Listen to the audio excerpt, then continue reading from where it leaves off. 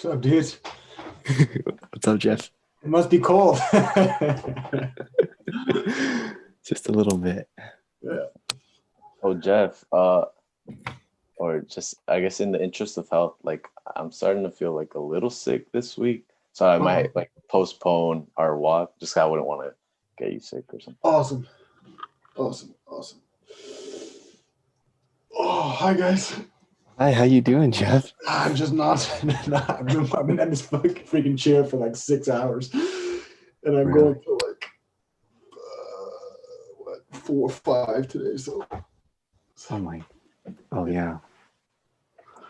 What you been working on?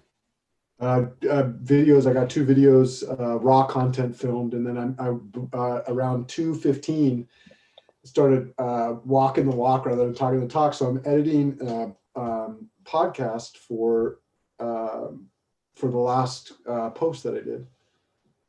I'm 3 minutes into the editing job.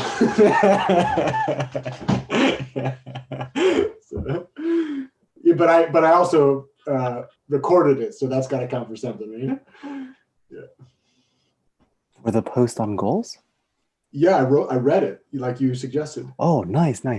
Yeah, so it's not ready yet, and I don't think for this iteration, I don't think I'm going to do the music unless you could convince me. I'm kind of open, but I'm feeling a little bit. My backpack feels heavy, and so I feel like the thing that I wanted to do was to start developing the production mechanisms, and so I'm not as worried about the music for this one. I'd like to add that later, but if you were to push me hard on it, I could be convinced. No, I think just getting that, just the fact that you're doing that and you're, trying it is already huge progress. And the login for the anchor.fm is the same login Oh, cool. as our YouTube. Awesome. And I think I have it written somewhere. I might contact you privately about that just to remind myself. I know that I have it written somewhere, but yeah, so I'll get that. Hopefully I'll get that done and then coordinate via text about that. I have one other video that I'm supposed to finish. The video I'm like dragging my feet on though. Yeah, I haven't figured out. I want to do a review of how the horizons of focus model is baked into the structure that you see here.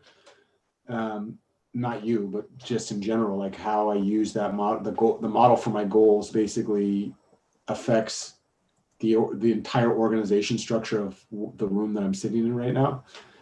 And so I wanted to capture that a little bit, but I'm like, it's kind of a hard thing because there's like multiple steps to that. So Yeah. Great. I'm doing okay. I can't believe final exams are in like 4.5 weeks. Wow. But yeah. How about you, Steve? Good. Spent my weekend in Sacramento and visiting family, and I've been emailing back and forth trying to fix some things. I know, Jeff, I had changed my major, and if I want to register for like the major specific math classes, so they get the first pick if you're a math major. And I was still technically in the College of Engineering, so I've had to like reach out to like different people at different stages to where my petition is going through, and now I'm like at like I think the second last stage, and I'm waiting for a reply. Hopefully someone replies to me today, but my pass date is the 9th, so I'm hoping to get everything done by then. And I didn't think it would take this long because I had sent my first email probably like 3 weeks ago, but like I guess it takes time to get to people, get replies, and then get stuff passed. So I'm hoping I can figure that out and register for classes in time. Awesome. That's how bureaucracy works, right? Yeah.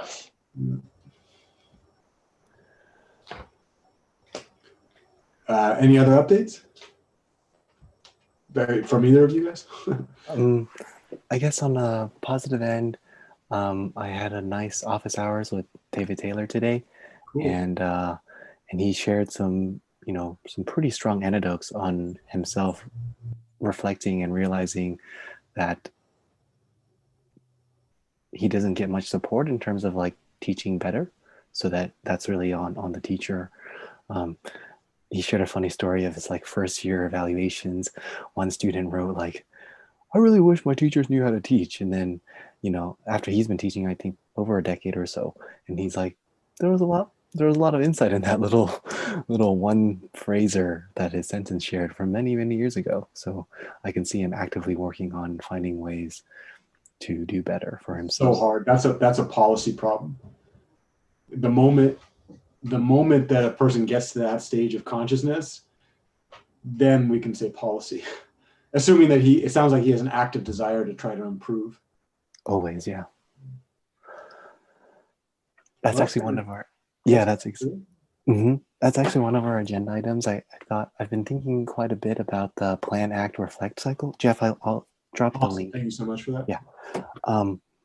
But the plan, act, reflect cycle, if I think about it in the related to all the self-help and productivity stuff that I've been listening to, it's actually really, really powerful, right? Like, even though they're just 3 words, I personally, I feel like I plan, act, and reflect on our meetings way more than any of my CS lectures or CS meetings.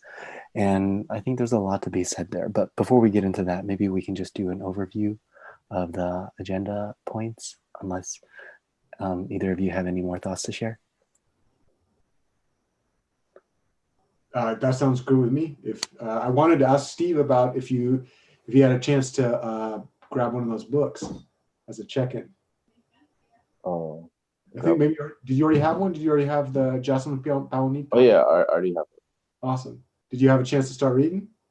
No, I just got, I didn't spend the weekend here, so. Good for you. I'm a little bit behind on that. Yeah. Not behind. What are you talking about?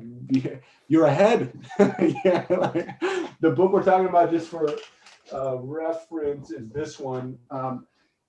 One of the things that Steve and I talked about last week, Henry, if we think about the 4 levels of mastery in college education: learn how to learn, which is conquering college; get paid to learn, which is how to get scholarships from the classroom to the bank; and then setting up for lifelong learning, professional development, right? Steve and I had been reflecting last week that he's definitely in a stage where he is becoming more and more fluent in the conquering college mechanism, and like learning how to navigate his classes, learning how to navigate the system, et cetera. And same is true for you, Henry, right?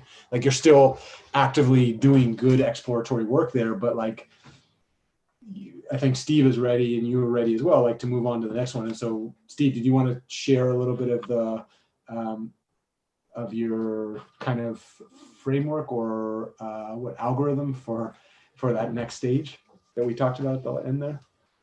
Well, specifically for like applying to scholarships. Yeah, what were some of the things you were thinking about trying for that mechanism? Well, I think we're referring to is like stealing as much information from Henry. Because I'm, yeah. Oh, Henry, have you shared with me in the past, like, I don't know if you have a list of like the scholarships you've applied for? No, not a comprehensive list, just a little bit here and there. And we were going to meet last night, but you weren't feeling well for that conversation. But I'm so happy that you're feeling better today and that you're here. But yes, I can definitely create a list of, we talked about this at the last meeting, but I was thinking like my internship at OpenStax, my research role in the College of Ed, cover letters that I've written since me being ignited on writing and reading from Jeff. All of that is super related to statements of purposes and personal statements. I'm quite confident I wouldn't have gone that internship, that research role, if I didn't really reflect on my statement of purpose. So it's a really, really powerful and worthwhile investment, right, in thinking and writing. So yes, I'm happy to share with you a list of what I would consider maybe small accolades or milestones that I was able to achieve simply because I thought more deeply about my life and my experiences. And then I wrote on it, right, to tell other people. So Yeah, and then one thing that I'll say just for reference, that habit that you guys, two habits that I see here that are super useful. Number one, creating a framework that you can capture those small milestones so that you can look back years later. Just like, I don't know if you have that framework already, like a Word document or a Google document, Henry, that you just kind of, every time you achieve one, you put it on there. I have something, it's kind of like a journal, but Awesome. I Editable. editable, yeah. So you have a journal that you, as you apply for them and then you get them, you just put the name of those in that journal. Yeah, and then a little reflection piece. That's awesome. That is a super useful habit. Like even if you get it or you don't get it, I love the idea that you're like reflecting on it afterwards. oh Yeah. yeah. Oh, I was also gonna mention, like, I know we've definitely touched on this in the past, but at least for me, go for one scholarship a quarter. I know Henry might be like, that's too few, but I guess that's my goalpost that I'm setting. Yeah, for me that was I used to do that as well, just one a quarter, and then I would go Henry turned Clark Kent into Superman. The other thing that I would say that is super useful in the scholarship systems is finding people that are close friends or colleagues that have been successful in scholarships that you're looking to get and having them share their lessons with you.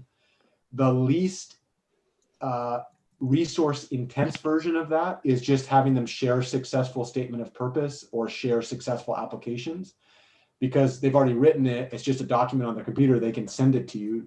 Normally, when I've had that happen in my past, folks will ask those to keep private, and I completely, if they're willing to share it, I'll keep everything private.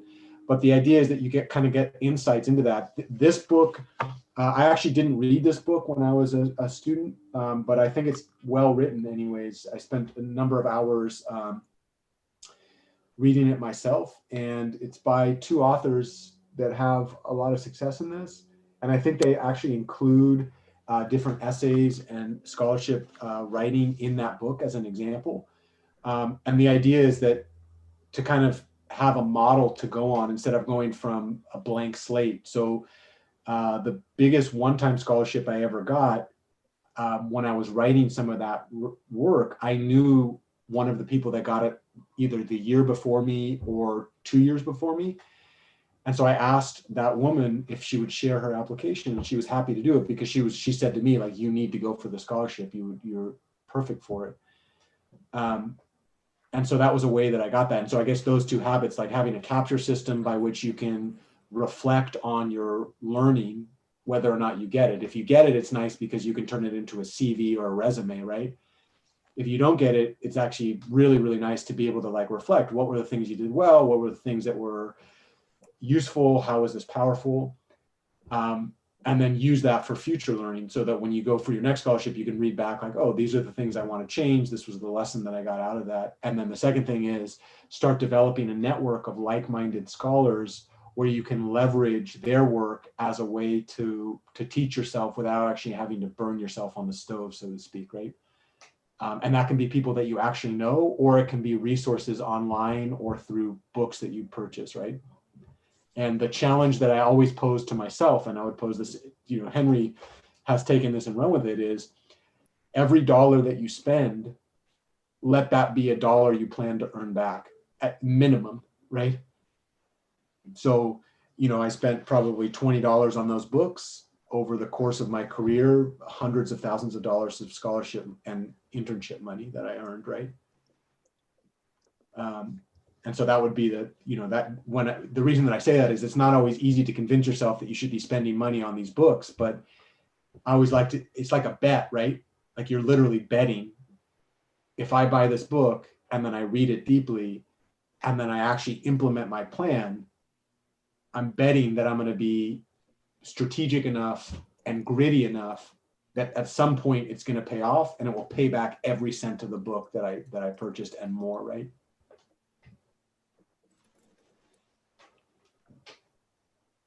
To this day, I still think about the idea of every minute I spend in personal statement drafting or writing is 1 minute that I can utilize for a happier life. And that's been a powerful one. You know, I spent a good amount of hours coaching Balaram this time around on his personal statements, and just kind of taking a back seat and seeing him think through his life. I was like, holy cow, this is like super important in designing a career and a life that we love, because I don't think many people do take that introspective of a look at what they've experienced and where they want to be. So, and it's a really big one. Like my McNair's opportunity, it's not like I don't think I completely stumbled upon that. I think it's because I spent many hours thinking about my life. When I went into that program and met those people in the team, I was able to communicate my story in somewhat of an effective way for them to be like, you might want to apply to the McNair's program, right? Otherwise, you know, yeah, that's one of the joys of reading and writing. Yeah, and if we were to use the focus model on that particular thing, if we think about any one scholarship essay that might exist on a project or a short-term goal level. If it's a, you know, so Steve, you probably, I remember a while back, you had already identified some scholarships that are coming up, that were coming up. I don't know if they're past already, but like they were within a year basically, right? Yeah. So on the Horizons of Focus model, we would say that those are, if you've activated it, then I would call it an active project. So an active project is like, okay, I found the scholarship, I want to apply, and I've started writing, right? If it's not an active project, I would call it either a someday maybe or inactive. Inactive means you've started it before, but then you put it on pause. Someday maybe means it's on your radar, you want to do it, but you're not actively working on it, right? And in those situations, I would level that up to a short-term goal, because a lot of these you're thinking about doing within the next 1 to 5 years, right? Okay, so if we think about the Horizons of Focus model, stuff that you're actively working on is the active project that's within the next year. And then you got these someday maybes that I would bump this type of category to like the short-term goals within 1 to 5 years from now.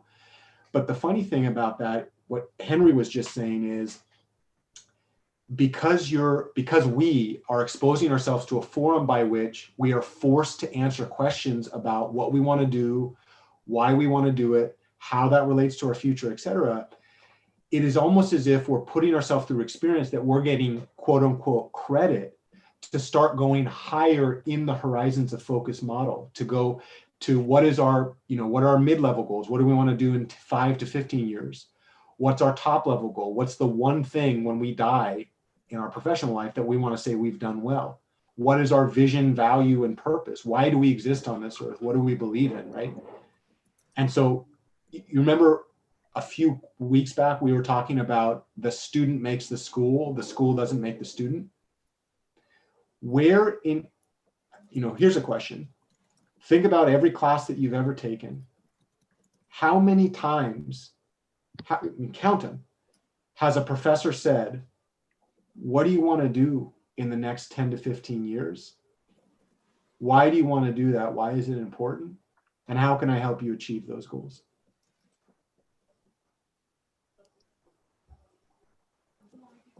Right? Mhm. Yeah, there are, I would challenge all professors to do that type of work, because I think that's really the work that the student is sitting there to try to find out, right? To be honest with you, like at the end of the day, that's what the student wants. So if they want that and we're trying to help them towards that, like I think that's way more important than learning the printf function in MATLAB, right? Personally. But okay, so you two are living examples of this, right? So how many college classes have you taken? More than 10? More than 20? Probably around 20. Yeah, you could do that estimation, but would you say that the answers to those types of questions are important for yourself? Like what you want to do with the rest of your life? So by engaging in the scholarship habit, and this relates to the larger process of the learning code, by finding mechanisms to fill the gaps of the institution, you're actually empowering yourself not only to navigate the institution more strategically, more effectively, but also start crafting visions for your life, which makes what you're doing in college more valuable. And, oh yeah, by the way, sometimes that might actually lead to you having more money in your pocket.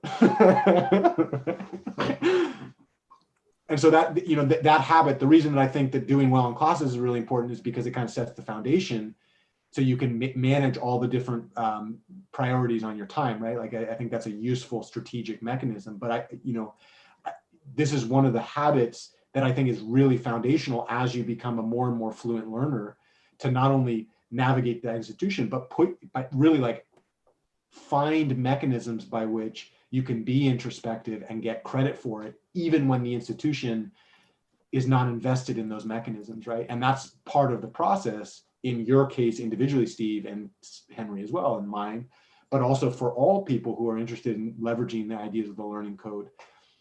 This is part of the process of defining the institution, like literally leveraging the value of the institution to craft our own vision, rather than just following the institution's guidance and then ending with a piece of paper, right?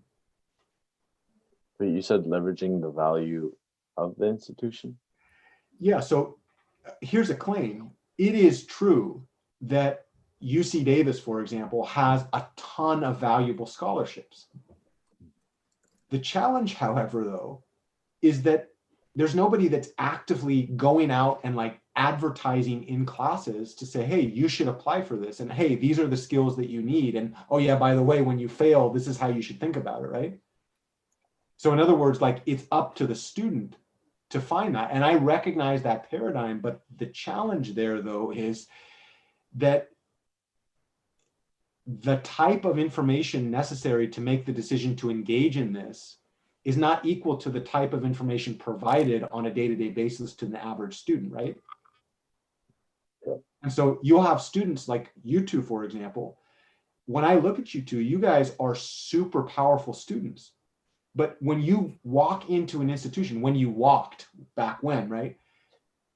In your personal networks, you guys didn't have really robust sources of information necessarily as first generation students, right? Like I've heard this from you could say this much better than I did, but listening to your story, when you've told me about your story, when I've been so honored and lucky to hear about your story, your parents weren't giving you information about how to navigate the institution and what type of questions to ask. Both of you guys are hard workers and you're kind of strategic in the sense that you keep your ears open, right?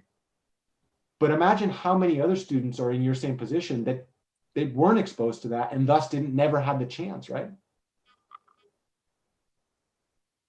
And so when I'm saying like leverage the value of the institution, I'm not saying, this is what I mean. The student makes the school. When you, Steve, start to engage in the scholarship process, you are literally saying, hey, UC Davis, I know I can get through this without doing a single scholarship. And I know that I can get my degree without ever asking myself the question, what do I want to do with this? But I'm not going to let you take that from me. I'm going to make sure, I'm going to force you as an institution to help me find answers. And I'm going to actually go into the different spaces in the institution and search for mechanisms by which I can get paid to learn and by which I can get quote unquote credit, or I can set aside ritual time to start defining my purpose here. And that's what I mean when I say the student makes the school doesn't make the student. If I as a student engaged at UC Davis the way UC Davis would expect of me, you know what that would be? Show up to class, do my homework, go home, take the tests, finish my degree. In fact, at UC Davis, this is true, one of the professors there looked in my eyes and said, you think too much. Like, why don't you just do what I'm telling you to do? He didn't say the second one, he said the first one. The second one was the connotation, right?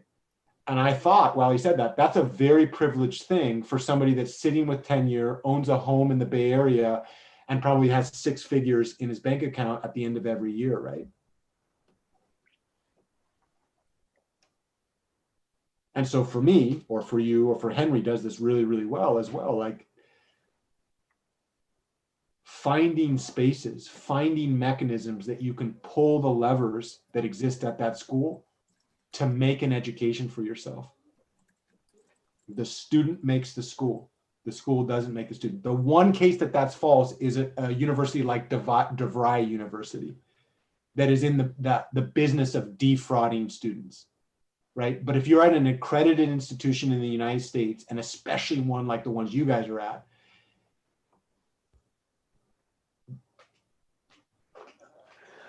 Just real quick, if we use a more loose definition of scholarship, Steve, every tutoring mentorship position, including our employment at TechCore, that is a scholarship, right? Not one where we had to formally write a personal statement, get references, but kind of informally, that is for sure a scholarship. my favorite ones are when I write for like 10 hours and then I get like $1,000. Those are my favorite scholarships. The ones that you guys are talking about are labor-based scholarships, right? So you get money for physical labor, which is actually really, really good for the next level up. From the classroom to the bank, right? Because when you do something like TechCore, you have now a resumeable experience that directly relates, assuming that you wanted to go into teaching, that directly relates to the larger career path that you have, right? And so, you know, the reason that I like for scholarships, the reason that I like the ones where I write for 10 hours and then I get $1,000 is because writing is on my time, right? I can choose when I write, I can choose how I write, etc. And then it's also a fixed input, right? Like I have to get to the place where I submit the scholarship, but once I submitted it, like the scholarship comes and then I move on. And what's nice about that is that means I can front load my writing for the summers. You know, it's not quite as easy as this, but like especially if I'm thinking months in advance, if I know there's a scholarship essay due at the end of December and I've already started writing it in August, then I get to distribute that work when I feel most appropriate over 4 months of my life. And then when the payout happens, I'm leveraging work from the past to support current studies, which means I'm decreasing my labor work and increasing my study work, right? So the way that I always think about it is like, if I need a flow of money, I either get that from physical labor where I'm having to show up physically in a space and like set aside daily time. But you know, the moment that what happens when I set aside time for labor, what happens to my study time? You know, so it goes like this, right? But if I'm offsetting, if the current cash flow is coming from work that I did 4 months ago, and I'm not actually having to do physical labor other than showing up for a ceremony and perhaps doing a quick media outlet, and then I'm setting a series of those up over months and months and months, I'm basically earning the right to study. Now, I think the whole fucking system is stupid. Like, to be honest with you, we should just fund fully college education so that I would still apply for scholarships because I think it's useful to do that, right? Like, I think it's, you know, a scholarship could help me buy a computer. It could help me buy books or whatever. But like in terms of paying tuition and paying rent, like we should just fund that. That's so that you're not having disparate outcomes for students that have access to money and students that don't have access to money. Like, just that's something that we can do as a society, right? It is in the interest of society that we have smart college educated people, and it's way easier to be college educated when you're not worrying about putting food on the table and paying tuition bills, and you just have that covered. Now, that's a policy thing that I personally feel about. You guys can disagree with that, right? But in the meantime, until that system changes, my claim would be, what can we do individually to like leverage the actual options that we have? And that's where scholarship fits into that category. Also calling your representatives and saying, I'm a struggling college student. Why aren't you guys funding this at a higher level so that I'm not having to pay tuition out of my labor money and I can actually focus on my classes, right? Yeah. Vote. Yeah. one thing that resonated with me in that was the idea of crafting a vision. I think I can do a much better job at that. Like I would say per lecture. So I think we'll get to that in our agenda item with the plan, act, and reflect. But that's such a big one actually, and I Yeah, love how let's simple it move is. forward. But this is a nice little synopsis because it relates to some of the larger mission statements of the Learning Code. Specifically, we talked about mission statement 5, which I butchered, right? Which was maximize your financial return for college. It's stupid. Maximize the value that you get from college, I think was one of the things you were saying, right, Henry? Yeah, and I actually recorded. I read that one and I recorded it and I posted it. And when I got to that word, I think I just said, maximize your return on investment from college. So yeah. Yeah, and the idea there, like when I think about that particular item, there's a few different ways that I think about it. You know, increase the amount of money that you take in, decrease the cost of college. So get more scholarships. You could do labor, but labor takes away from study time. That's why I think scholarships are so nice, right? It's like a dual, you know, you get two for the price of one. A scholarship allows you to reflect deeply on your future. And if you actually get lucky enough to get it, the real benefit is the reflection. But if you even get lucky enough to get it, it means that you get money to do that, right? And then the money that you get is not labor money. It's not that you're physically spending time. It's money that you can leverage to do more studying, right? So that's one thing. Minimize the cost. Go to community college rather than UC for the first 2 years. You get a better education for cheaper, right? When you go to the UC, are there ways that you can, you know, save money? Think critically about that, or local colleges you can do. And then also when you're defining the value, really think critically about what it is that you want to get from that education, and then design those things as experiences that you do, many of which will happen outside the classroom and require active searching in order to satisfy. And so I think the reason why I thought that this was super important for today, and we can go back to the larger structure, but this conversation that we're having about empowering Steve to get his first scholarship essay in and really like doing that habitually is part of the larger theme in the Learning Code, which is not only learn how to be a professional learner, but do so in ways that help us individually end our degree in a space with less financial burden. Much of that should be done through policy. Let me be quite clear. I think it is stupid that we put these type of decisions on the shoulder of students.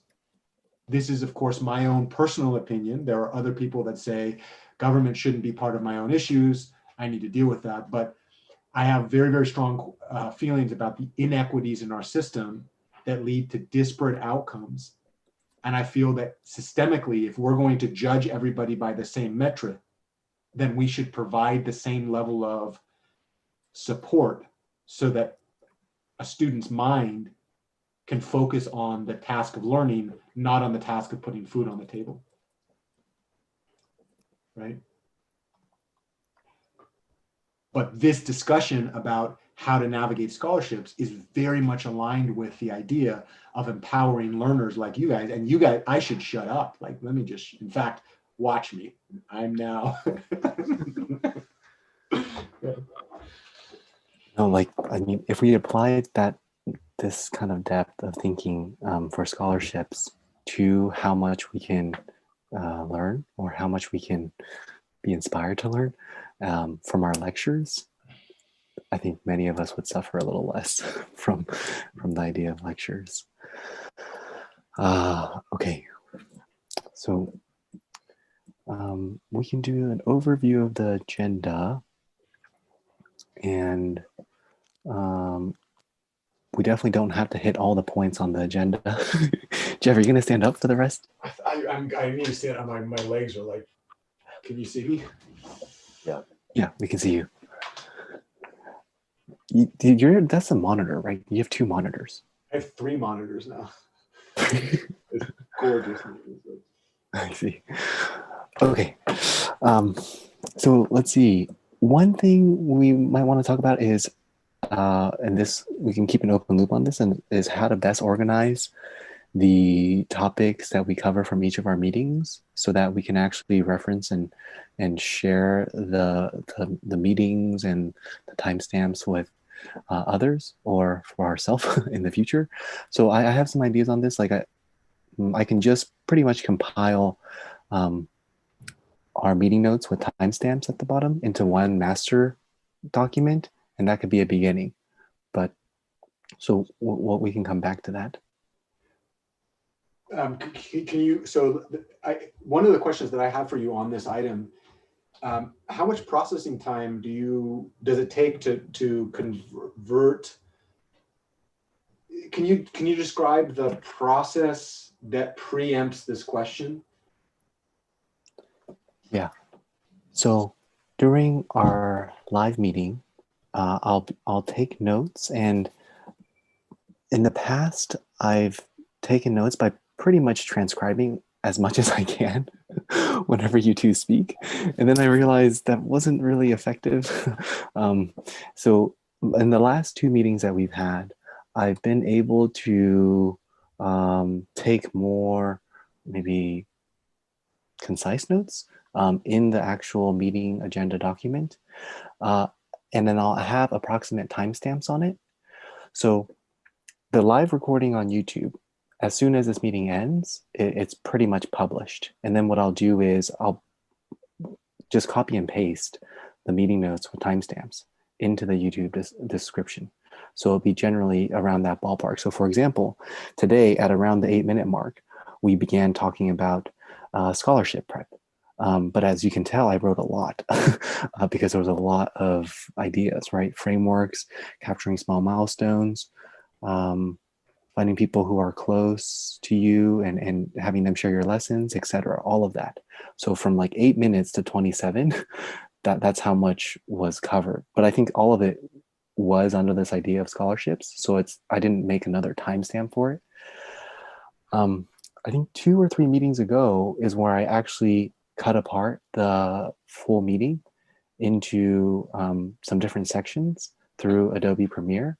And that probably took some time just because my initial round of notes was more transcription and not like larger topics and categories. So I'm still getting better at this, like how to do this, but it's not too big of an investment for sure. Well, this process that you're doing right now is so powerful, where you're like live capturing the timestamps so that you can just like copy and paste it. Yeah, when I was filming you, Jeff, for the linear algebra, I tried to do that on that paper, remember? But so You know what's funny about that, Henry, is that it dawned on me as I was doing my MATLAB videos that that's what you were trying to coach me to do. It's like, oh, that's what you were trying to position me to be able to just use those as timestamps, right? yeah, and then you can look at the audio marks or the levels of the audios, but I know I didn't explicitly state it. And I knew it was off too, because there were so many things. It's a little bit different in the sense that the reason that this is so powerful is because this is an actual live recording. And so the raw film is like, the timestamps correlate with that. Whereas when I was using so what I would do is I would take like one MP4 file and I would break it into 5 different actual recordings, right? And so minute 10 on the actual recording correlated to like minute 2 of the raw data for the second video, right? And so it ended up that when I was trying to do the timestamps, I had to do a lot of math, and it was easier just to look at the darn thing. And I didn't know, at that point, I was not as conscious about the fact that I could use timestamps to organize my content, right? So you were 4 steps ahead of your teacher in that. Yeah, and then one day I'll show you the Adobe Premiere thing. I think there is a way that I can get you access to that. I have it. I have access to that now. You have access to Adobe Premiere? Yeah, we have Adobe Creative Cloud. So this week I've been doing some stuff that I thought would make you proud. Foothill College gave me that new computer that I've been working for 2 years. Yeah, so they gave me a new computer, and when I went there, the guy was like, "Oh, do you use Adobe products?" And the first thing I said is yes, even though I hadn't, right? Because I was thinking about you. And so I have access to like, 80 different Adobe products. Spark, I got, Premiere is one of them. Illustrator, I spent like 7 hours making a model of a simple von Neumann machine to describe what for loops do. And that was, anyways. Awesome. Okay, I can totally show you my processes of how I cut up that meeting from a few meetings ago, Awesome. because it was really efficient compared to when I tried it on Camtasia. Yeah, oh, definitely. I think what I learned recently is Camtasia is child's play compared to Adobe products. Oh my God, the math! Have you seen just the audio effects alone? There's like so many options in visual effects on Adobe Premiere. Yeah, Steve, have you played with this stuff before? With Adobe Premiere, no, just like Photoshop, but even that, it's a little complicated. Yeah, it's quite crazy. This guy did a good job with this. Give me a second here. Mhm. There's this. Sorry. I hate the fact that they get automatic ads. I love the fact that creators get paid. I hate that you have to do ads for that. So in this here, this guy did a good job. So that video is titled "All 50 plus Adobe Apps Explained in 10 Minutes." So he describes the difference between all the Adobe apps, and that was useful. Yeah, he's like. I made this video to. So when you're at some point, you guys might like reading that. But because of you, Henry, I've decided that I will slowly transition into Adobe products away from Camtasia. It's going to take me a few years, but to do it well. But I'm going to do it. Okay. All right. So the question that you have there is, so you have this process that you're cutting them up, and the question is, okay, once you have this raw content, it would be really powerful to be able to link in future media content, whether that be videos or blog posts or podcasts, backwards to the stuff that we've already created, right? Mm-hmm. And so you're recognizing that right now all we have is raw cannon fire, and it's actually we have so much of that it's hard to remember what we have. Question mark. For the most part, unless I go back and make it into shorter clips, in which I would try to get more detailed and understanding this 5-minute clip is about all these sub themes too. Yeah, and I'd be so happy if you could coach us. I think one of the things I noticed as I was looking at that right now is you are good at this. You have a pretty good system. And so, if I'm going to do that job, I could try to recreate that for myself, or I could learn from wisdom, right? Mm-hmm. Yeah, I'm definitely happy to share. I also just feel like I'm every meeting since the big meeting that we had with the admins, I'm still working on the system itself. So yes, I will definitely share with both of you it's a big one. Awesome. Okay. Third point, it was just a little note. I think you had texted me, Jeff, that you had captured a question about podcasting, but it sounds like you're already on it. Like you're already recording and trying. Yeah, I think the question was about like just how would I put it on the learning code, but I don't think that's hard. As long as I have access to the account, I think I can just upload it, put a title on it. Yep. Are there certain formats that you would recommend that I like, timestamping or show notes or something like that you would recommend for the next iteration? If the file is just you reading your blog post, then no, I think in the description you should just link to your blog post, and then the title can literally be the blog post title. Okay. Awesome. Yeah. Okay. All right. Here, let's see. So points 4, 5, and 6. Points 4, I was wondering, well, point 4 is actually 2 points. So the one point in point 4 is the learning needs hierarchy. Jeff so beautifully presented in his CMC Cube talk. But another point of this, as I've been thinking about the plan, act, and reflect, over the past couple weeks, this is something we might think about expanding upon too, because there's that, like, to be honest, at some point we were saying like study skills and learning habits is actually commonsensical, but it's actually, it's only commonsensical after you like get the ball rolling and you're doing it. It's actually not that commonsensical. Like, why is it that I plan, act, and reflect for our meetings for the learning code 10 times as much as I plan, act, and reflect for my lectures in in data structures. Like there's it's actually quite complex, right? So we can do that. And then Steve and I had a few brief mini conversations about Seth Godin's blog. Jeff, I don't know if you read any of his recent blog posts. I read some of his blog posts, but recent, can you define recent? Anything probably within the last 2 years, it seems. Yeah, I read some of those things. Yeah, they're like really short and sweet, and I realized, you know, he's kind of earned the right to make them short and sweet with how much he writes and, you know, cutting the fat, etc. So, and he also has an Instagram page, but I don't think we need to cover that today.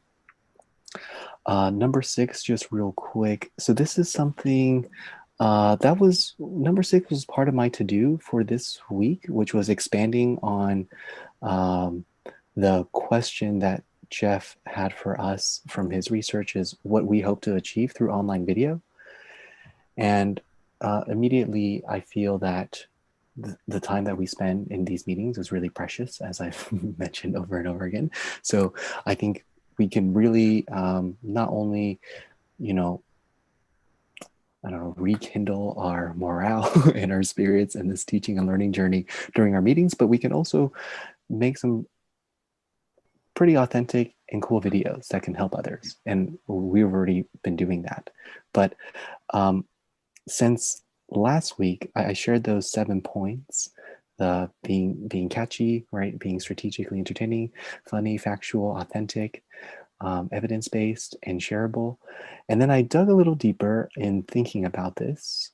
So one of the, I would say our competitive edges, or maybe one of the ways I feel that our content can help students in the YouTube space that I don't see being addressed is weaving in the learning science and the pedagogy and the academic navigation, as well as even a bit of critical race theory. So I know that we can do that in our content for our audience members. And that's something that the next layer to that is, how do we do that, right? Because ultimately, I am far from an expert in any of those things. So if I just talk about it in a meeting format, I'm not even quite sure I would be that keen to share, even if it's a 4-minute clip of me talking about what I prepped with my classmates. So I've been thinking about, there's this comedian called Andrew Schultz. I watched him perform live 6 years ago in Sunnyvale at the comedy club Rooster T. Feathers for free. And I remember him trying to slang like CDs at the end of that thing, like so many old school comics do. Since then, he has now about 1.5 million YouTube subscribers. He gives this 11-minute TED Talk that I link in here. And he talks about, like, can comedy ever be funny? Like, how do we really be authentic without hurting people's feelings, without and doing that, because that's his craft. And what resonated with me is when he said that when he began like giving out content, he first gave it in long form, like it was like hour-long clips when he first started uploading, but then he invested in a media guy, and then they started editing the clips to make it more snappy and short and digestible. And that's when he really started selling out a lot of his comedy shows. And I think there's two things. I think one is an exercise that I think we might try is like writing our own comedy sketches that is couched in learning science, our experiences as we were navigating the system. Like, you know, not like slapstick comedy, but like legitimate stories. So I actually prepared one today that I'm happy to present a little bit. I think Andrew is pretty cool. And on YouTube world, he's considered like the king of crowd work, where he like roasts his audience members. And, you know, I don't think we have the medium to do that really, but I think we do. We can there's certainly capture some laughs, and we can certainly bring authenticity to what it means to learn and what it means to get good grades. So I thought that'd be a fun creative exercise we might want to explore. So that is an overview of some thoughts I had. And last meeting, I'm so happy that Jeff brought up Fink's significant learning experiences. I do think we've already had segments of our meetings where we cover learning how to learn, caring, human dimension, as well as integration. So I think we can continue to do that. And if I think about the seventh point of our stuff potentially being shareable in the future, I know that if we can exercise some creativity by leveraging humor in like helping students focus how to learn or focus on creating significant learning experiences, I think we can do it. I think there are definitely ways to do it. My today's example isn't totally that, but it's something. I've never actually scripted a segment of comedy, so okay. I'm gonna open the floor up. It won't take me long to read what I had drafted for the comedy thing, but Jeff, also, like, if you feel we should at least dedicate 10 minutes to your learning needs hierarchy, I can feature a little bit of your talk, and then we can dig a little deeper. And that talk was catered towards instructors, right? But I think that learning needs hierarchy is also could be really beneficial for students, right? Like how they can approach that. Or we can talk about the plan, act, reflect cycle. Well, I think we should try like the comedy thing. I have some Reservations. Yeah, I'm so down to try. Like in Toastmasters, they have the so after you finish your competent communicator manual, there's 10 speeches. They have specialty manuals, and I always wanted to get into the comedy one. There's this, that idea of being able to like work a room is really exciting. But the further I ventured down that thought process, the more I realized that good comedy is a profession. There's a reason why these people get paid a lot, right? And so I get a little bit nervous of the idea of like, and the other thing that's true about comedians, some of the most popular comedians that we see will have teams of writers, like people that have done this for years. So it's not the case that and that makes me a little nervous in the sense, like if all of a sudden I'm using a metric, like let me be like Hassan Minhaj, for example, right? Who's just fucking funny. But he also has a team of writers that make a lot of money on that process. And so if I set myself up, like, let me try to deliver jokes like this guy while I'm doing all the other stuff I do, like that makes me nervous because it's not that I'm setting myself up for failure. Like I'm 100% certain I could do it, but I'm not trying to be the host of a comedy show on Comedy Central, right? For sure. And so one of the things that comes up for me as I hear this is I guess two things. Number one, let's go for it. Right? But number two is like, can we approach it from a playful side rather than a let me do this as a profession side? Right. Because the moment I think to myself, let me try to do this as let me compare myself to Hassan Minhaj, I can already feel failure, depression. No, big time. I'm right with you, Jeff. I have some huge reservations on leveraging my academic experiences into comedy, right? But something that really was, that I'm thinking about, if we define comedy as tragedy multiplied by time, or like tension release, there's so much. Even though right now in our Zoom online education, all the screens are out, there's still a hell of tension. I know, I can sense it on the teacher's face. I can sense it in the chat room. There's a ton of tension. And I think, if our goal is some of our meeting, the gems in our meetings to resonate with others, we might actually have to engage our audience first, right? Because like, I think you've worked really hard in igniting Steve and I in thinking about how to learn more deeply. But that's because we've been lucky to have you for like 2-3 years, right? Many of these students won't have that luck. So yeah, so why don't yes, I'm in full agreement. Like, yes, make it yeah, it's part of Steve Stockman's stuff, right? That was one of the major takeaways from that book. Like, if you want somebody to watch your stuff, you can't put them to sleep, right? Right. And I'm never asleep when you're talking, but I also I've also been in classrooms where you do talk about the significance of learning or learning how to learn, and students, yeah. When you say you're never asleep, like you're the one. Maybe Steve's the second one, right? No. I have a favor. Like when your head nods, you like pull it back up, right?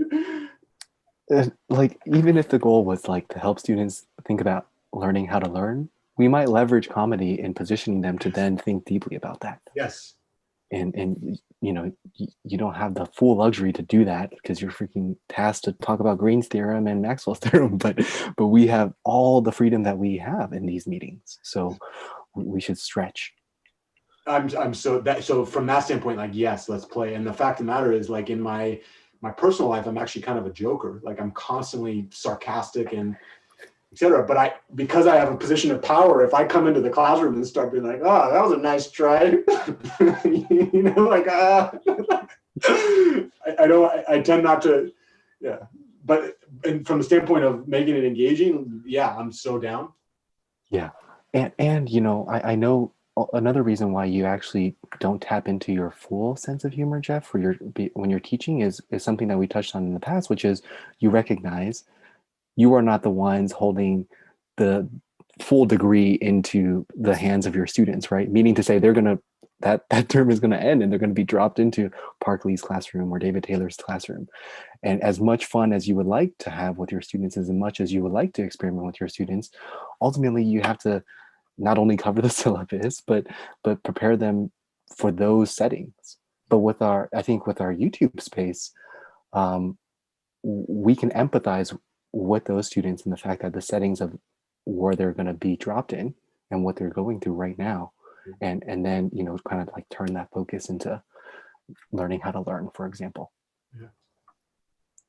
Yeah. So if you want to lead with that, I mean, I'll get my notebook out. I'll start writing stuff down. No. I mean, I'm sure you'll do your own research on comedy, but yeah, I prepared something, and then maybe we can save the learning needs hierarchy and plan, act, reflect for our next meeting, because I think those 2 points are really important. Like, just a quick reflection. If I plan, acted, and reflected as much as I did for our meetings, for my lectures, I would probably be a straight A student. Like, no doubt in my mind, right? For sure. Invest in planning and invest in reflecting. There's no doubt in my mind that, but you know, one of the things is like, one thing that I would beg you to remember is, in order to do that, you need the time. And if you have, like, at the level that you're at, there's literally not enough hours in the day to be able to do that level of thinking that you do in this space for every one of your classes, for every idea that they present in a particular lecture, right? And so one thing is, like, it's on you guys, it's on the student to schedule themselves in a way that opens enough room to do that. And then the second thing is just like, let's immediately forgive ourselves. Part of the plan, act, or reflect cycle is that you're acting, right? And I think it's not easy. It actually takes a number of years to get to it took me a number of years to get to a space where I could use that type of mental exercise in order to understand STEM concepts. And so I just, like, you're getting there, Henry. I see that you have this skill in the various spaces that we work together, both in the past and in the present. And I have no doubt that as you learn to leverage that skill, if you think about that skill as a fire hose, you are slowly learning to turn the spigot of that fire hose in the direction that you desire, right?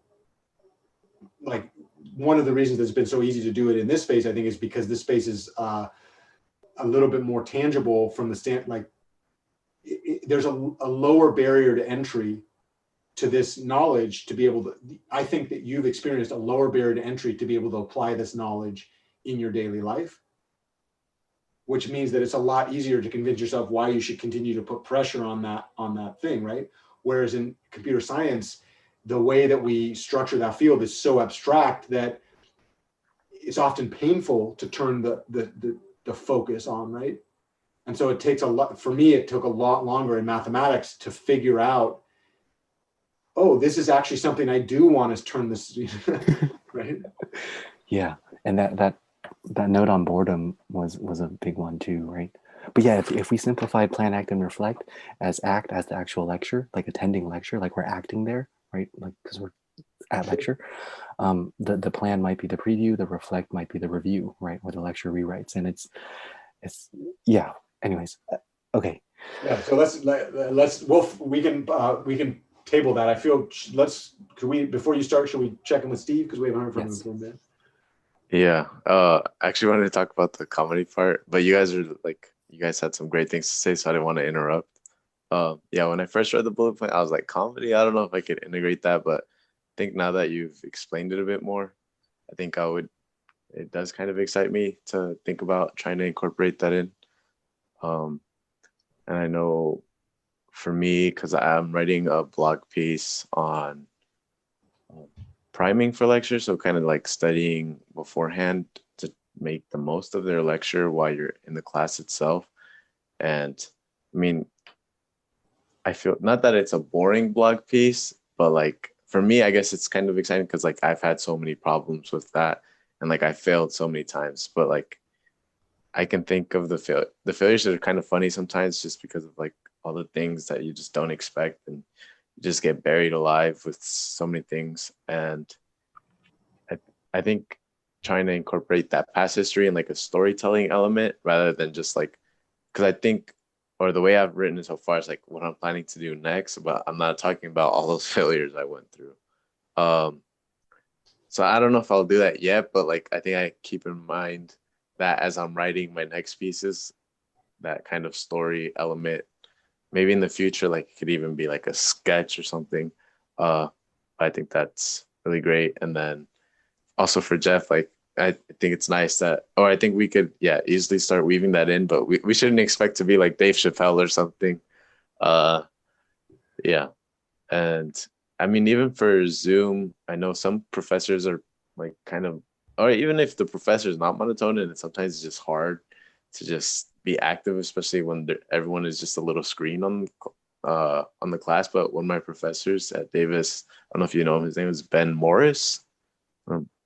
And he, in between all of his lectures, he always took like a 5-minute break. But in that 5-minute break, he would just share some random story. And like, I think that was one of the things that drew me most to actually show up to the math class, because there's a chat. So like people would be like writing stuff in the chat, reacting to the story. And it was really funny.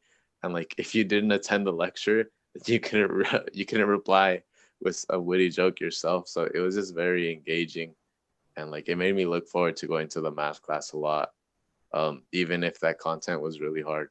So I think like this comedy has like a really appealing power. And Steve, I would invite you to think about that experience in the lens of those 7 categories of significant learning. Right. I have a feeling of where that comes in, but is my volume Can you hear him, Steve? barely. really? I'll unplug and replug.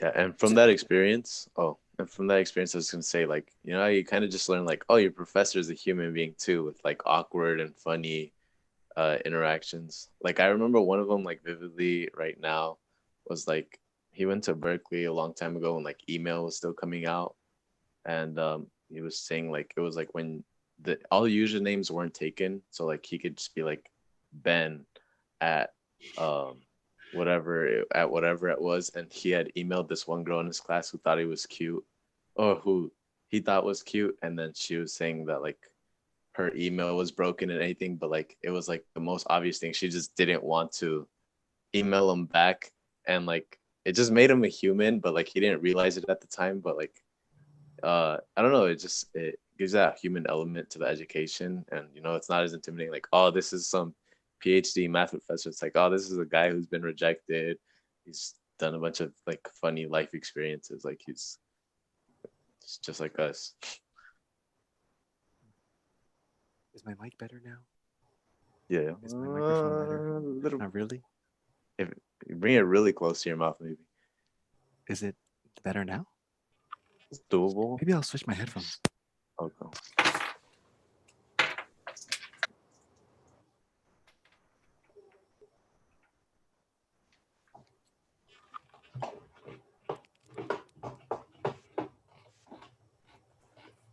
Can you all hear me better now?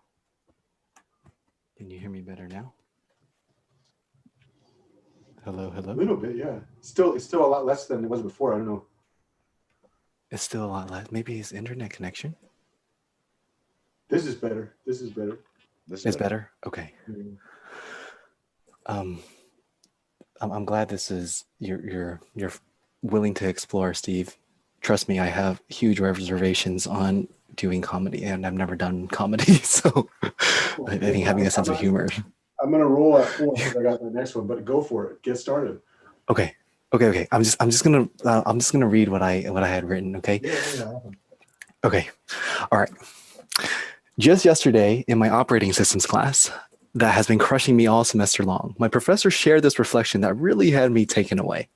He shared with us that he's been taking an online learning course on how to be a better online instructor. And knowing how understaffed and overworked our professors are, I was really touched that he had been investing time live in a term to look for ways to do better for his students and for himself. One of the improvements he implemented was getting our class of 30 to turn on their videos when we've all had our videos off for about the last 8 weeks or so. It was just his teeny little face and his overly large slides on Zoom. Shout out to Seth Godin. Slides are not the Roman keystone to learning. I was the only student Zooming with my video on at around the end of week 2. And that didn't feel right because I was occupying just as much screen estate as my instructor. So I said to myself, I ain't no doctor yet, and I should let the sage on the stage have his limelight. I remember asking him if he'd prefer that I keep my video on, and he said he didn't care. So ultimately, I turned mine off. Week 10 rolls around, and he says to the entire class, I'll offer 1 extra credit point each day when you have your video turned on. And instantaneously, over half of the students turn on their video within a heartbeat. Students who I've never seen before, students who literally still in bed, snacking away with their triple chin, blitz to press video on. From one standpoint, this was a wonderful move that I appreciated because I enjoy seeing other students and had a video camera available to engage. I was ready to turn my video on without much friction. It's not like I had my whitey tighties down or something. However, from a fairness and equity perspective, I know there were students who don't even have a video camera. And then there are students who weren't prepared for such a once in a lifetime opportunity of 1 full extra credit point. Keep in mind, we've earned like 1,000 points by now, so I'm not sure how the math works out there, but I think you can figure it out. And then there were students snoozing away and who have been hypnotized by the 10 weeks of lecture and probably didn't catch what he said. Not to mention the potential internet issues that turning on video may cause students who can't afford $100 per month of mediocre internet service at best around town. With an equity lens on, to offer extra credit in this way is not actually fair. But from a privileged and interested student standpoint, I loved it. Richer get higher grades, baby. Okay. So that took some time to write.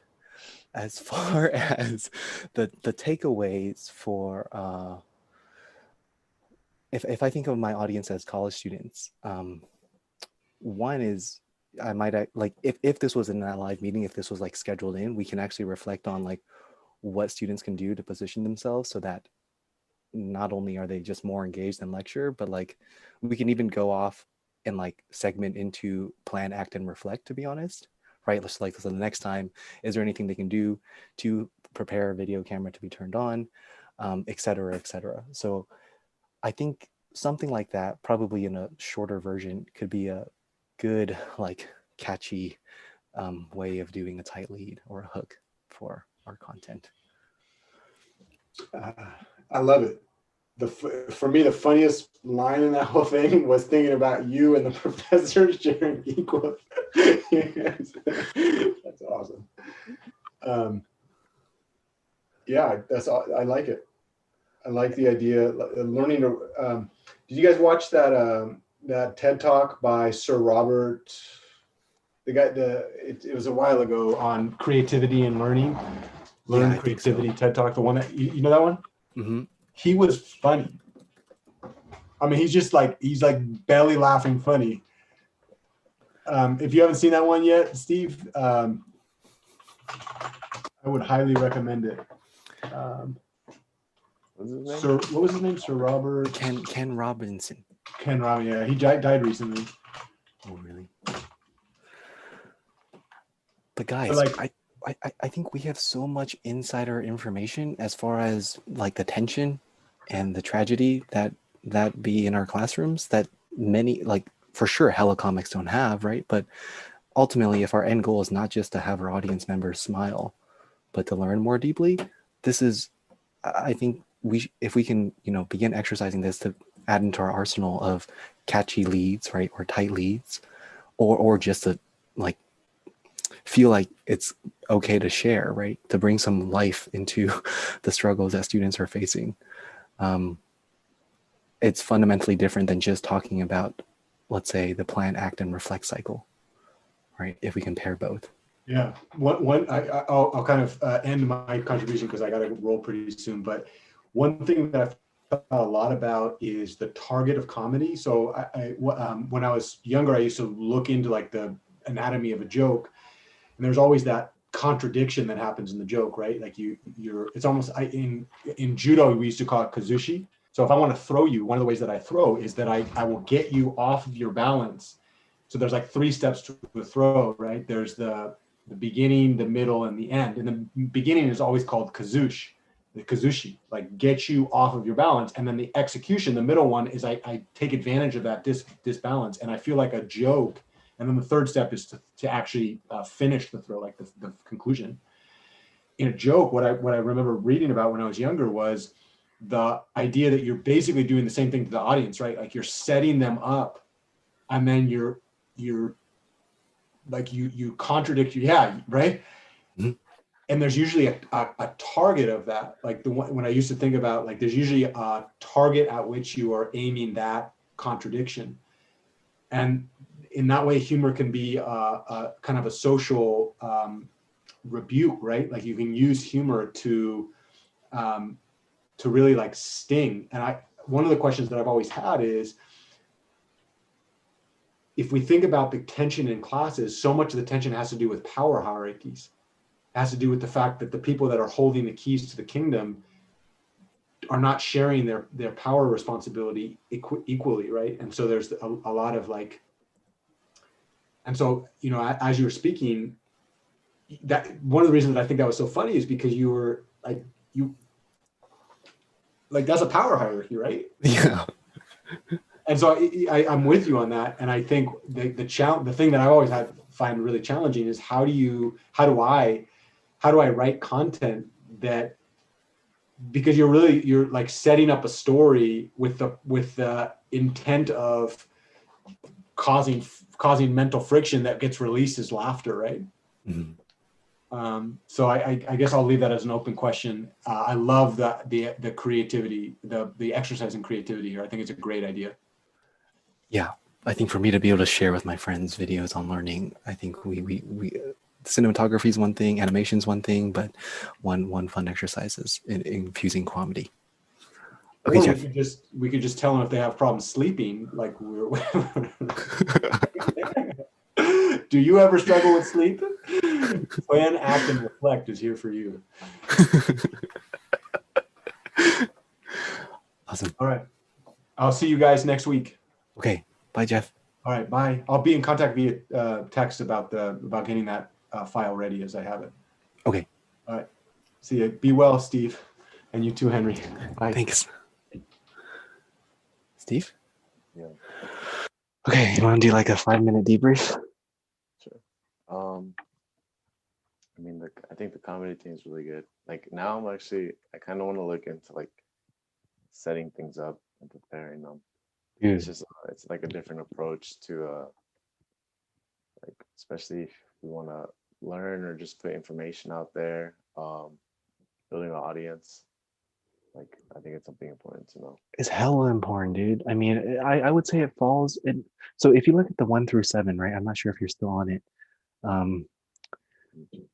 Catchy, like tight lead, strategically entertaining, funny, therefore memorable, 4 factual, right? Factual, like, yeah. Many comics actually state facts that are actually not facts, right? Like just because what's on the news doesn't mean it's a fact. 5, authentic, right? So I quoted something here from Adam Raguseo, that food dude. He says this in a few of his videos. He says the only difference between you and you and me, I was what I meant to say, is that I've spent. Oh, I see. I quoted it as if we were saying it to our audience. So the only difference between you, our audience, and us, the Learning Code, is that we spent some time this week researching how learning works when you were busy at work, right? So I think like part of that is not, I would say, falls under the idea of authenticity. Like we definitely don't want to be like, we got a undergraduate in cognitive science, because first of all, we don't, right? Just because I've read a few chapters of this book doesn't mean I know how learning works. But I don't think many of our audience members have read a few chapters in those books. Okay, so then 6, the evidence base, right? So we can incorporate like I don't know, science, right? Of like the neuroplasticity, and then 7, shareable. So in many of these 1 through 7, I think I'm so glad this is resonating with you, because bro, like I've been creating content, like we both been, right? And I tried on Adobe Spark. I've created podcasts on like how to learn better and how the brain works, but it just puts people to sleep, honestly, right? Yeah, I was like, Yeah, put people. uh, yeah, exactly. And that's the like the people that are on my team. So how am I going to expect my friends to listen to that? Yeah. So that's a big thing. And I think about cinematography, right, and animations, and all that's cool, but the barriers to the entry to doing good animations and like inserting photos and graphics and transitions and like lifestyle shots, I think is higher. Well, forget about the comparison. I would personally like to invest in how to, Yeah. that definition of comedy really helped me, right? What is it? I think you're Tragedy going time. off like that like 80-20 principle. It's like 80% of your results from like or like the most of your results is from like 80% or 20% of your work. Yeah. The other way Fuck, I don't around. even remember how to I know like, the principle you're talking I about. know, but like you feel like you might be like climbing up the wrong hill when you're trying to go to like these animations and all these like technical skills, when really like the bread and butter is in the storytelling, the comedian, like getting your message across. Yes. Yes. I think it would, for myself, I personally would like to invest in learning how to write little tight, compact snippets of comedy. And as if, we can borrow the definition of the comedy being tragedy times time, right? Or tension and release. There's so much tension in my classrooms, bro. I don't even know what to tell you. Like, so now that, this is a thing that, we can all explore, we can begin saving some of that, right? We can see comedy where normally we wouldn't be able to see now, and we can leverage it as content, because ultimately Dave Chappelle isn't in my computer science classrooms, and he doesn't know what the teachers are doing to him, right? Yeah, It's like literally insider knowledge in that I like stand. the tension release. Makes me think of like when there's tension building up in class. At least for my math class, like people will like type a bunch of shoot like stuff in the chat. So say if she said like does a really hard thing, someone will write bruh, and then like everyone under just goes under that and writes bruh. Like it's just like release. Uh, I mean, I don't know if we could actually have that like in a live lecture, in person. I mean, there should be some avenue for that. Uh, but yeah, I think just the tension and release. What do you mean by the other one? Not, it wasn't tension and release. Time times tragedy. Like what is like? I don't get that one. Yeah, it's similar to tension and release, but when I was reading on this, what the person was saying was funny comes from, well, depends on what type of comedy, right? But in this case, he was saying that funny things happen when there's something tragic that happens, and then people have had enough time to think about it, right? So like, so an explicit example of this is when I was the only person with my video on left, right, in the Zoom classroom, and then there was that other teacher with our teacher, and we literally were occupying the same amount of space, right? And then his huge ass slides, and no one was fucking looking at anyway.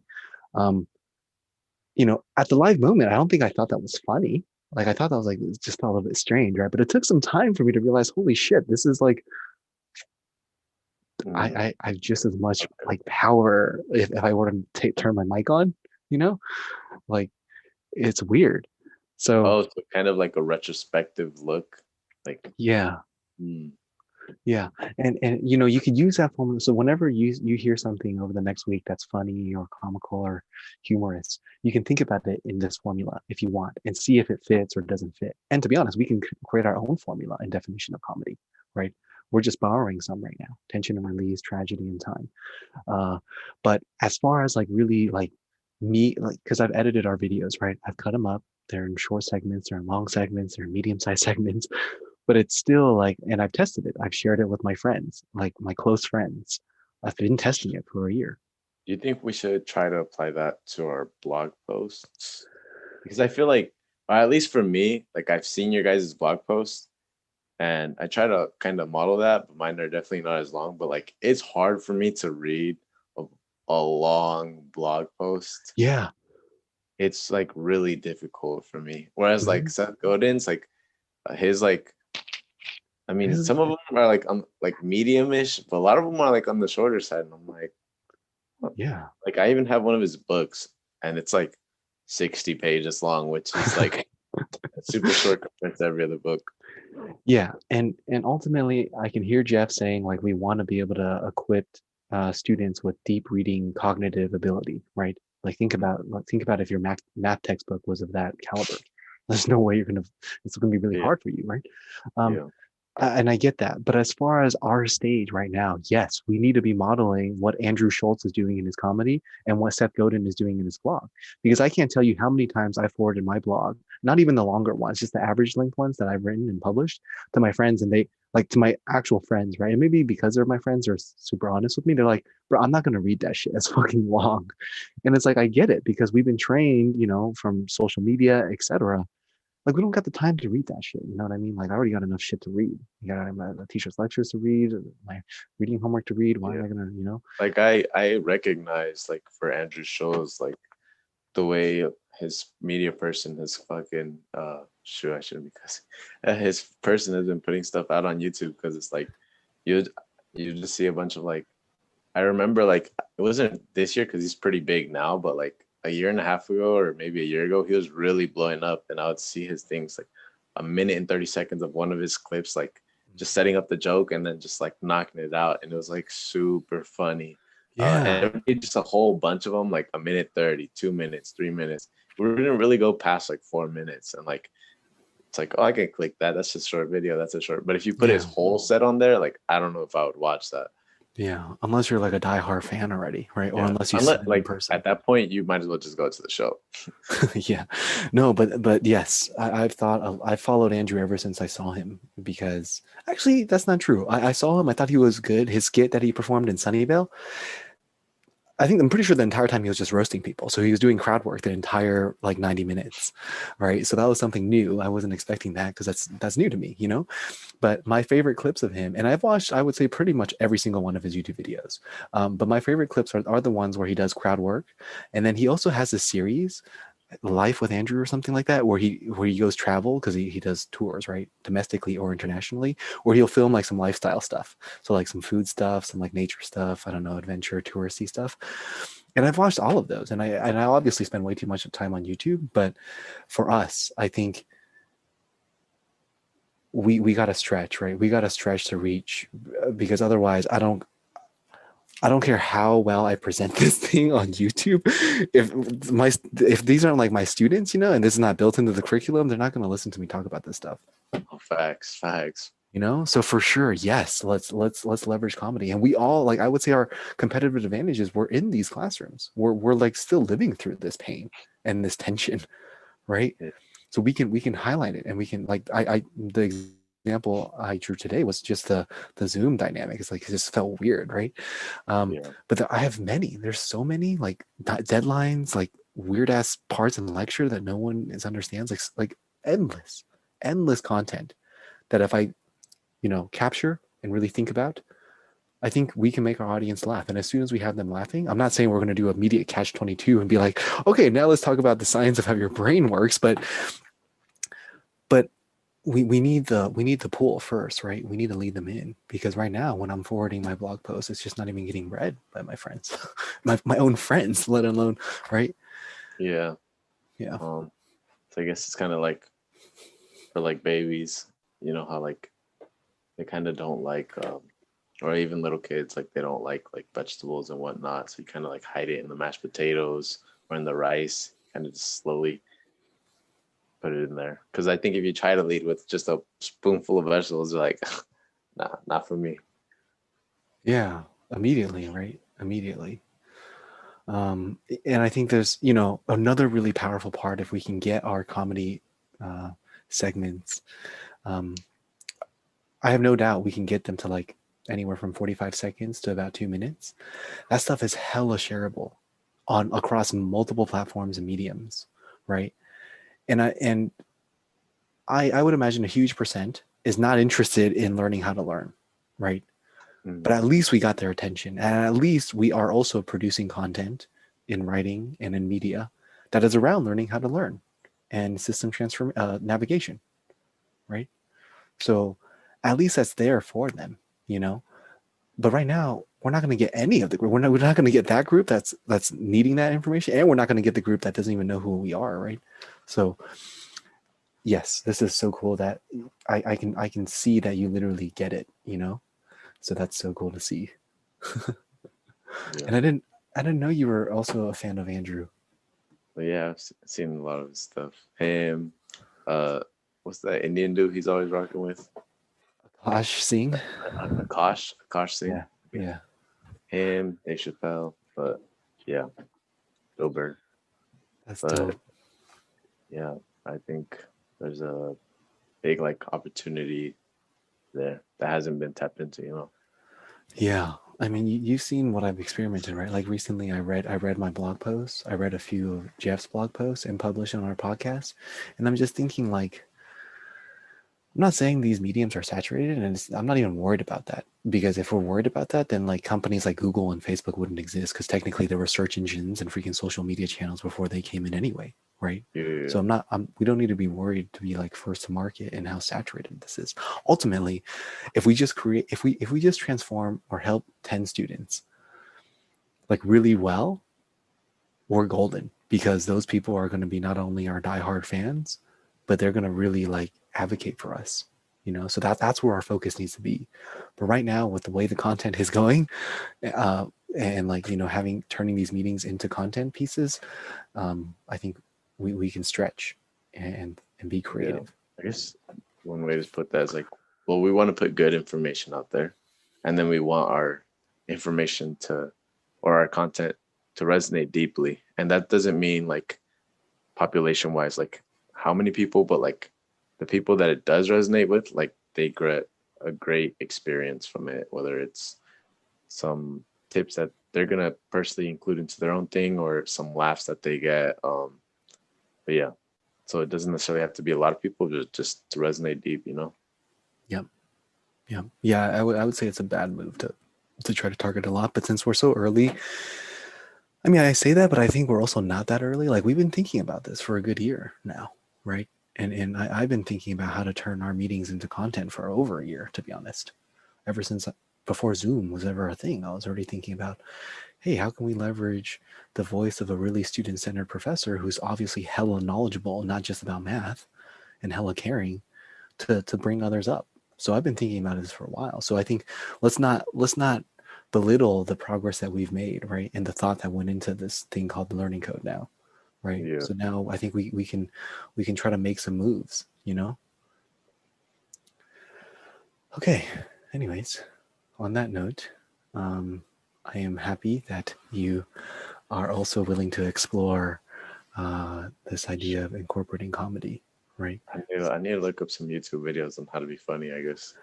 I've watched I about imagine like there's a, I don't know, I guess, or there's probably videos on like people like breaking it down, like watching comics and then like breaking it down, like, okay, this is them doing this, and then this is the, and then bam, this is like the punchline. yeah. So, because I never really looked into that in the past. Yeah, I'll say this. Over the last week, I've watched about 10 5-minute YouTube clips of how to write jokes and how to write comedy. I've also read about 5 posts on the internet.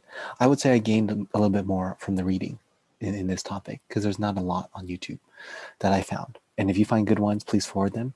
Or maybe you want to actually just attach it to this. You could probably forward them. I was going to say you can also attach it to this Google Doc, because this is our first meeting notes that has something about comedy, right? Yeah. Yeah. Yeah, but no. So the best thing I think I can encourage you to do, Steve, is see if you can write a 1 minute piece. I don't know how long my thing was. Maybe 3 minutes, 2 minutes. I don't It's know. about a minute, maybe a minute and a half. Yeah. Yeah, so you can aim for something like that, because I guarantee you will experience, or you'll reflect or think about something in your academic experience, and then we can link it to this stuff, right? Because I didn't really link it to I actually did. In fact, I linked it to the equity note, right? Like, Yeah. how is he about to offer extra credit? What about the students who don't have webcams? There was at least like 6, right? That's not fair, right? That you're giving more credit to students just because they have a webcam.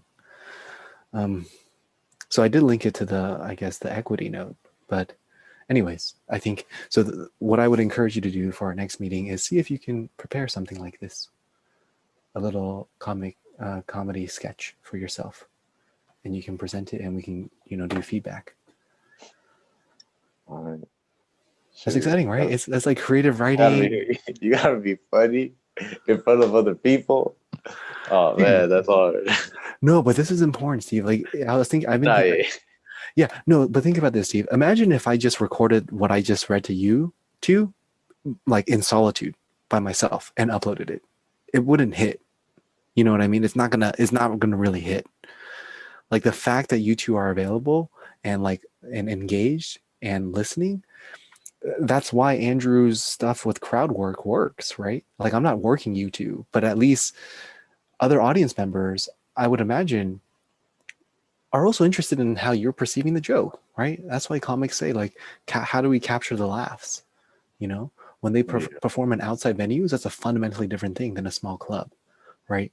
So, like, this is a perfect medium to begin experimenting some of this stuff. I mean, if anything, too, like you can see, like you can basically refine based on our reactions, Yeah. because you're like, okay, I had this joke in here, I didn't get a laugh, or I got a laugh from Jeff, I didn't get a laugh from Steve. Oh, I got a laugh from both of them. So Yeah. I think this is fun times, dude. All right. Well, I I'm mean, it's excited. exciting, but damn, I gotta be funny though. No, I mean, bruh, No. remember your quote about Michael Jordan, like how many shots, how many game winners he's missed? Same idea, Yeah. right? Same idea.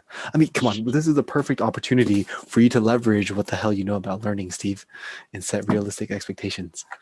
Damn. All right. This is fun, dude. This is like that took me Oh, yeah. that took me an hour or so, and I revised it again this morning for about half an hour or so, and that doesn't include the 2-3 hours of research I did on comedy, right? But dude, I'm excited to hear your stories, because come on, man, we definitely have some fucking tragedy and tension in our academic lives that I think if we can just spend a little time in thinking, how to tell the story, so it's one, not a pity story, right? Like we both mentioned, and two, it's not just our own diary. Like, man, yeah, like I failed and then I made it. Like, nah, let's think about ways to do a mic drop, to do a punchline, to do the setup, and then the surprise, right? The element of surprise. We already did the hard work, which is living through that shit. You know what I mean? You realize that, right? Comics, so much of the material is because they live through some shit. Then they can talk about the shit in a funny way. We just got to turn it into funny, right? I think we Yeah. did the hard part, which is living through it. And we're still living through it, which means we have insider information on how to empathize with other students who are going through the same shit, right? Yeah. Yeah. Yeah. Dude, this is exciting. Okay, well, I'm really I'm stoked, and we can meet again before the actual meeting. That we can practice. All right. That Yeah, sounds good. so Probably we can after Friday. sounds Just, I good. mean, I have to finish some blog post stuff, but Yeah, okay. over the I weekend. got you. Yeah, for sure. Okay, after Friday, and then I'll also prepare something. We can both deliver our thing and then give each other feedback.